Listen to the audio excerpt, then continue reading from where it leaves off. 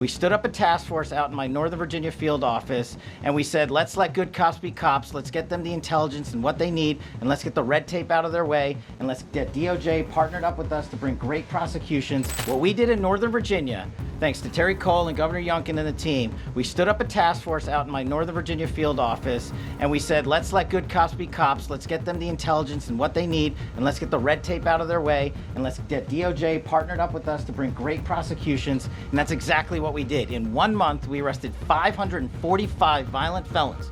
545 in the state of Virginia, thanks to Governor Youngkin's partnership. And that simplicity in law enforcement is what's coming to Washington, D.C. When you let good cops be cops, when you give them the intel they need, when you work with our Homeland Security Task Force, when you work with Terry and Gaddy and I go way back to Miami. These guys are great leaders of the respective departments and law enforcement capacities. And when you have the DOJ and President Trump driving behind this mission, we are going to clean up Washington, D.C., and we're going to do it the right way, the lawful way, and we're going to make sure Washington, D.C. is safe again. Thank you, Mr. President. Thank you, Attorney General. Thank you very much. Thank you, Kash. So the process begins right now. It actually started over the weekend. We confronted a lot of very bad people, but it's going to be something that will be pretty amazing to you as you watch it. And I think most of you say it's a beautiful thing to do it right. We're going to be removing homeless encampments from all over our parks, our beautiful, beautiful parks, which now a lot of people can't walk on. They're very dirty, got a lot of problems. But we've already started that. We're moving the encampments away, trying to take care of people. Some of those people, we don't know how they even got there. Some of those people are from different countries, different parts of the world. Nobody knows who they are. They have no idea, but they're there. We're getting rid of the people from underpasses and public spaces from all over the city. There are many places that they can go, and we're going to help them as much as you can help. But they'll not be allowed to turn our capital into a wasteland for the world to see.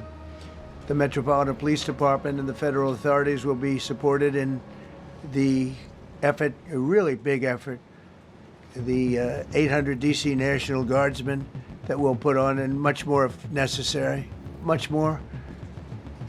You remember I said, I offered 10,000 once. Remember I said to a certain person, a person who I thought always was highly overrated, not very competent, but I said, if you need them, we'll give you 10,000 of the military or the National Guard. They turned me down.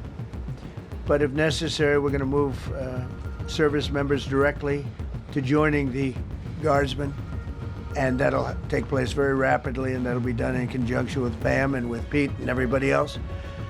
Washington, D.C. should be one of the safest, cleanest, and most beautiful cities anywhere in the world. And we're going to make it that. We're going to make it safe. We're going to make it smart. We're going to make it beautiful, so beautiful.